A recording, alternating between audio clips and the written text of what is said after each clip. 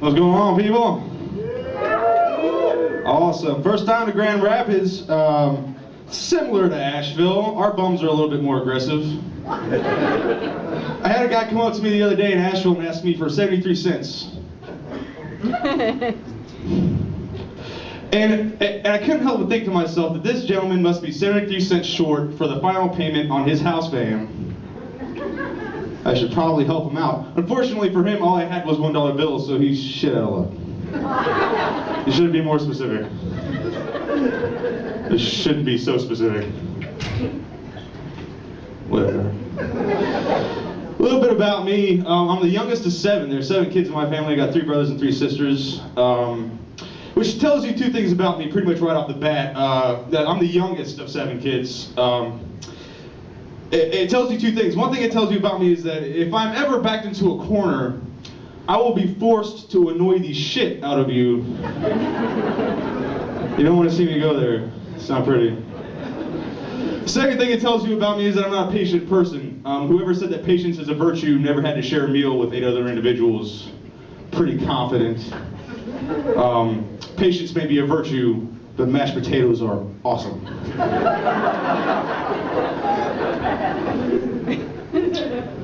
I got a twin sister, actually. I have a twin sister, which is awesome. You know, we shared a womb. We were womb mates. Always gonna have that bond. But she's married. Her and her husband, you know, like I said, I'm from the mountains of North Carolina. There's some sticky areas. We were going fishing out in the sticks, and stopped at a convenience store, and we were telling, you know, the cashier about our twinship, how we were twins. And this old redneck starts shoulder breathing me. Like, when I say redneck, you know, we have some shady characters, like, fucking backwoods hillbilly hick-ass motherfucker is what I'm trying to say. We don't have as many as you would think, but they're there. You know, he looked like Lurch, only he was wearing, like, the crappy overalls that are, like, half gray from all the dead skunk, like, juice, or whatever the hell that he does with his time. And he's shoulder breathing, and before I have the time to confront him, he says, "Y'all twins, huh? You identical?" Dude, she's got tits. As far as I'm prepared to go to answer your question, sir. I got parents. Anybody else got parents? Fucking 4 of you? That's depressing. My parents had to deal with a lot, having 7 kids. You know, they worked all the time, and so I watched a lot of TV. Probably too much TV for having as many brothers and sisters as I had. But you know, too much film, a lot of television, and raised on Disney movies, which was never a problem for me until my parents came home from work, and I was standing on the roof with an umbrella and a spoonful of sugar. I'm still not sure what the spoonful of sugar was for, but it damn sure made jumping off the roof a less difficult decision. A fun day. This friend of mine started dating this girl, and you know, I didn't want to fuck anything up for him because, to be honest, she was too pretty for him, and she had not realized it, obviously. But she was telling me about how she wants to write a suicide note for the purpose of changing people's lives with her words.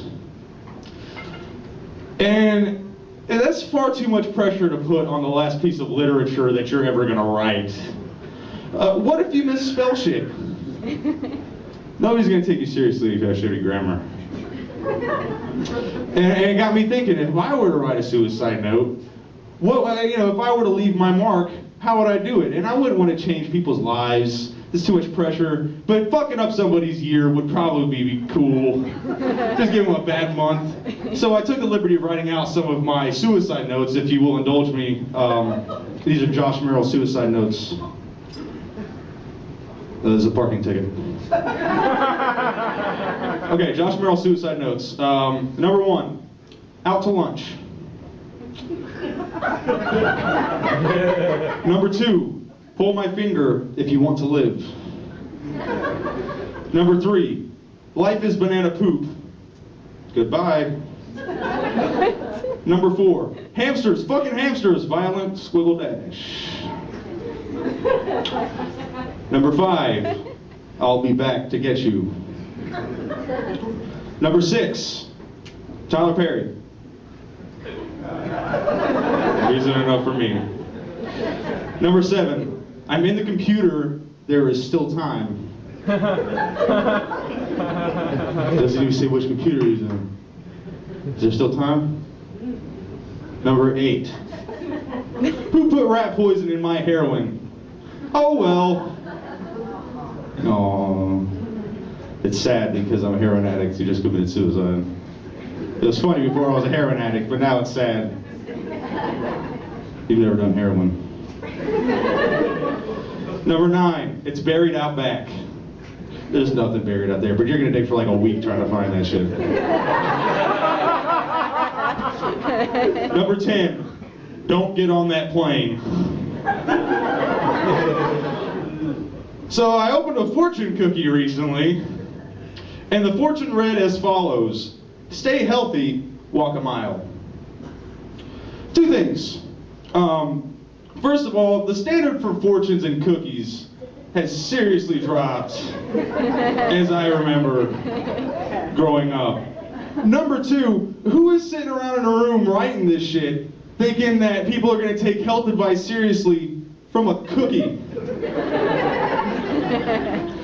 So that got me thinking, if I were to write a fortune cookie, what would it look like?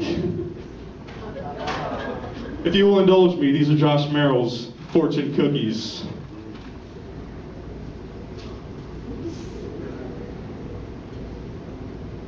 Behind you.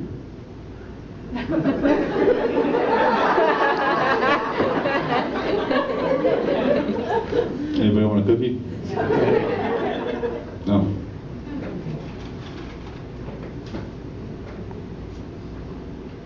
You should get checked.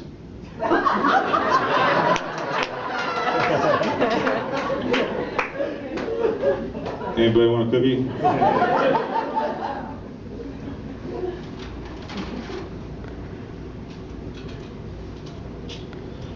You're adopted. You guys have been awesome.